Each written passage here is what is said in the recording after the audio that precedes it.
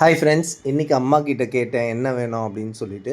இன்றைக்கி வந்து பிரியாணி சாப்பிடணும் போல் ஆசையாக இருக்குப்பா அப்படின்னு சொன்னாங்க. ஆனால் பாவங்க, நேற்று செஞ்ச சிக்கனே வந்து பார்த்திங்கன்னா ஒரே ஒரு துண்டு தான் சாப்பிட்டாங்க.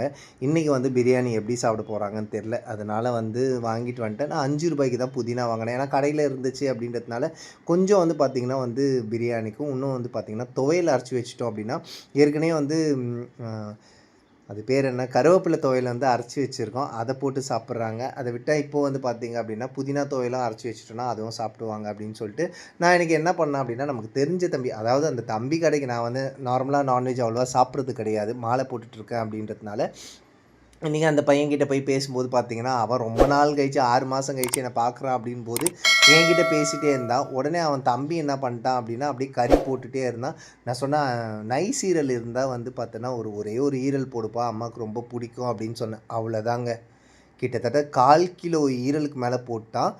கறி வந்து பார்த்திங்கன்னா நான் 1/2 கிலோ வாங்கினேன். ஏன் வந்து நீங்கள் ஒருத்தருக்காக இவ்வளோ வாங்கினீங்க அப்படின்னா, நம்ம ஊரில் வந்து பார்த்திங்கன்னா இந்த மரம் வெட்டுறதுக்காக வந்து முள் வெட்டுறதுக்கு நிறைய பேர் வந்திருக்காங்க.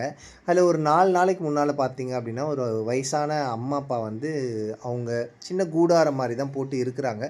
மழை வந்ததுனால உள்ளே தண்ணி வந்துச்சு அப்படின்னு சொல்லிட்டு நம்ம வீட்டுக்கு எதிரில் வந்து ஆடு, அதாவது நம்ம வீட்டுக்கு எதிர்க்க வந்து பார்த்திங்கன்னா வந்து திண்ணை இருக்கும் ஒரு வீட்டில். அந்த இடத்துல வந்து ஆடு கட்டி வச்சுருப்பாங்க. அந்த இடத்துல அவங்க 2 பேருமே ஒதுங்கி இருந்தாங்க. நார்மலாக ரொம்ப இடி இடிக்குது அப்படின்போது வந்து பார்த்திங்கன்னா கொஞ்சம் வெளியில் போய் பார்ப்பேன். ஏன்னா நம்மளோட பெரிய கேட் வந்து பார்த்திங்கன்னா காற்றடிச்சுன்னா தொறந்துட போகுது அப்படின்றதுனால போய் பார்க்கும்போது அவங்க 2 பேரும் அங்கே நின்றுட்டு இருந்தாங்க. நான் அப்புறம் அவங்கள கூப்பிட்டு கேட்டேன், எதுக்கு இங்கே நிற்கிறீங்க அப்படின்னு சொல்லி கேட்கும்போது, இல்லைப்பா இந்த மாதிரி வந்து நாங்கள் போட்ட சின்ன கூடாரத்தில் வந்து தண்ணி வந்துச்சு, அங்கே எங்களுக்கு ஒதுங்கிறதுக்கு இடம்லாம் அதான் இங்கே வந்து இருக்கிறேன் அப்படின்னு சொல்லும்போது வந்து நம்ம மனசு நல்ல மனசா என்னன்னு எனக்கே தெரியாது. ஐயோ வாங்க, நம்ம வீட்டுக்கு மேலே வந்து ஸ்டோர் ரூமில் வந்து கொஞ்சம் இடம் இருக்குது, நீங்கள் அங்கே வந்து தங்கிக்கோங்க அப்படின்னு சொல்லிட்டு நான் சொல்லிட்டேன். அதுக்கப்புறம் நீங்கள் இங்கே இருங்க அப்படின்னு, இல்லைப்பா மழை வந்தால் ஒன்றா வரோம், மற்ற நேரத்தில் வந்து நாங்கள் வரல அப்படி சொல்லிட்டாங்க. அப்புறம் ஒரு சில நேரத்தில் வந்து பார்த்திங்கன்னா நம்ம கடைக்கு வந்து ஒரு 3 மணிக்கு பால் பாக்கெட் வாங்குறதுக்கு வருவாங்க.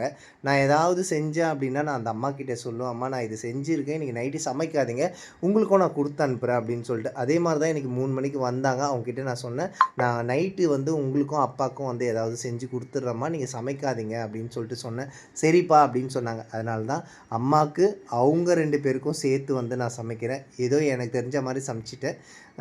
நல்லாயிருக்கும்னு நினைக்கிறேன். ஏன்னா இதில் வந்து உப்பு காரம் எதுவுமே எந்த டேஸ்ட்டுமே நான் பார்க்க மாட்டேன். ஏன் அப்படின்னா, அம்மா வந்து பார்த்திங்க அப்படின்னா உப்பு அதிகமாக இருந்தாலும் சரி, கம்மியாக இருந்தாலும் சரி சாப்பிட்ருவாங்க.